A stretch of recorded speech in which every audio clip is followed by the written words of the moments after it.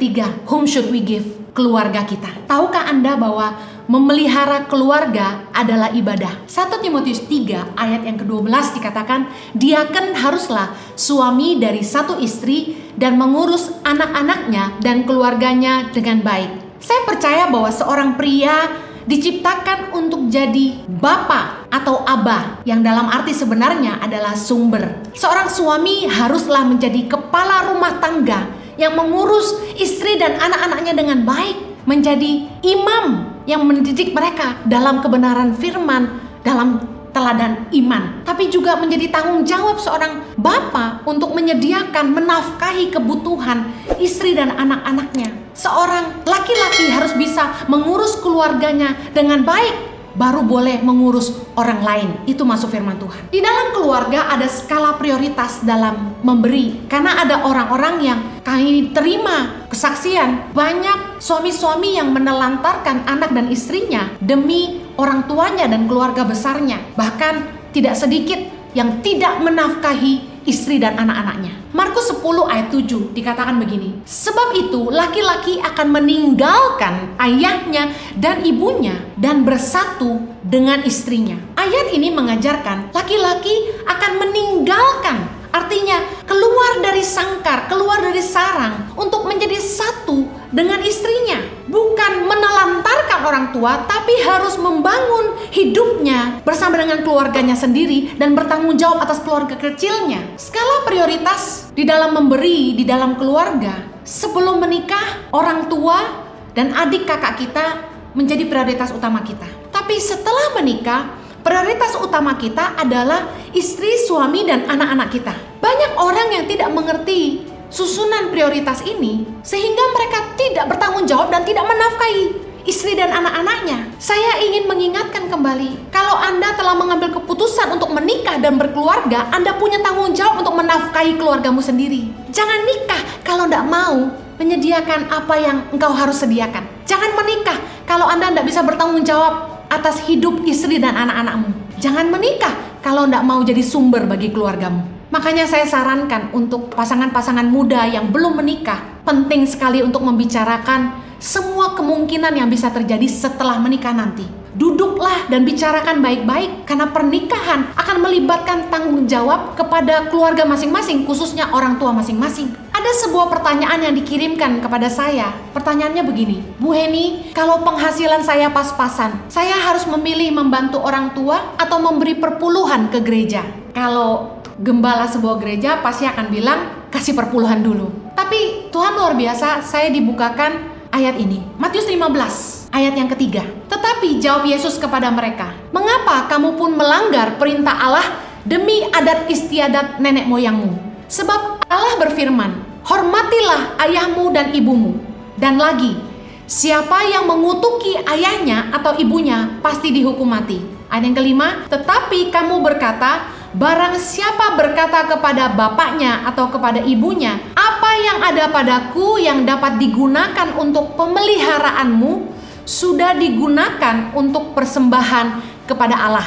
Orang itu tidak wajib lagi menghormati bapaknya atau ibunya. Dengan demikian, firman Allah kamu nyatakan tidak berlaku demi adat istiadatmu sendiri. Hai orang-orang munafik, benarlah nubuat Yesaya tentang kamu.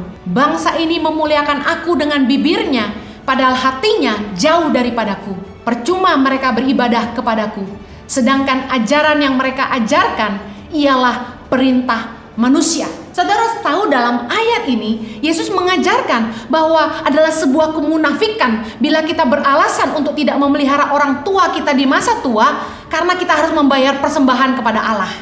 Kalau memang uang kita pas-pasan, betul-betul pas-pasan, dan kita tidak punya ekstra, hanya tinggal 10%, dan pilihannya adalah memberi perpuluhan ke gereja atau kita harus menolong orang tua kita, Yesus mengajarkan bahwa memelihara orang tua kita sama pentingnya seperti kita membawa perpuluhan kita ke gereja. Karena rumah Tuhan bukan bicara soal bangunan atau sebuah organisasi saja, tapi rumah Tuhan bicara soal setiap orang percaya. Memelihara orang tua di masa tua mereka adalah ibadah. 1 Timotius 5 ayat yang keempat. Tetapi jikalau seorang janda mempunyai anak atau cucu, hendaknya mereka itu pertama-tama belajar berbakti kepada kaum keluarganya sendiri, dan membalas budi orang tua dan nenek mereka, karena itulah yang berkenan kepada Allah. Tetapi jika ada seorang yang tidak memeliharakan sanak saudaranya, apalagi seisi rumahnya, orang itu murtad dan lebih buruk daripada orang yang tidak beriman. Dengar baik, firman Tuhan mengajarkan kepada kita bahwa kita harus pertama-tama belajar berbakti kepada kaum keluarga kita sendiri dulu, dan harus membalas budi orang tua kita, dan dalam terjemahan sebenarnya kakek dan nenek kita. Orang yang tidak memelihara seisi rumahnya, sanak saudaranya, dianggap murtad dan lebih buruk daripada orang yang tidak beriman.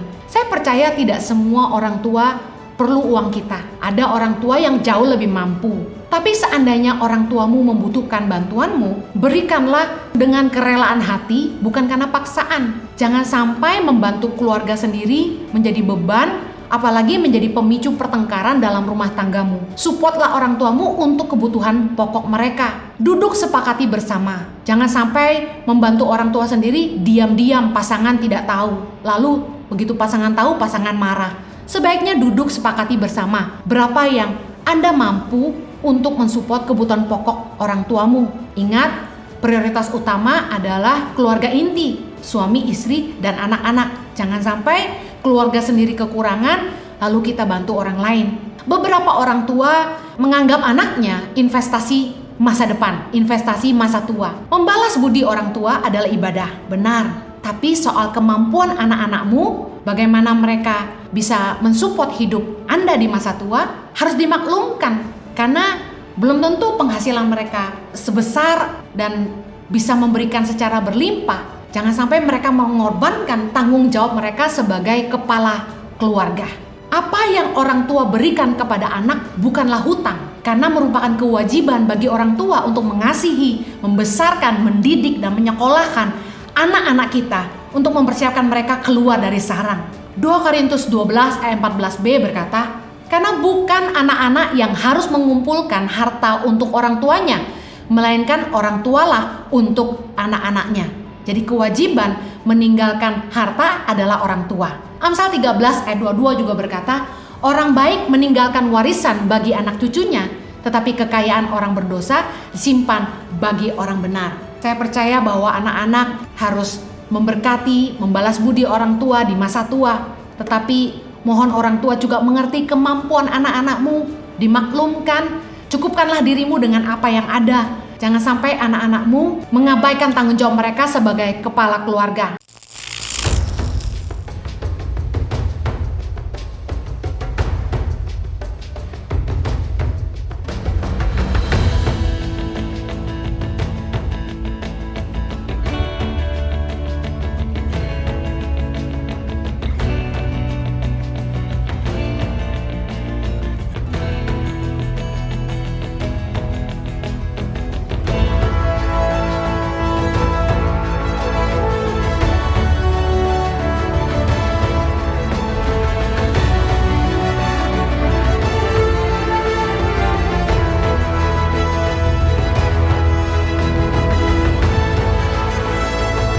Suka duka, perjuangan guru tangan pengharapan dalam membangun pendidikan di pedalaman Indonesia.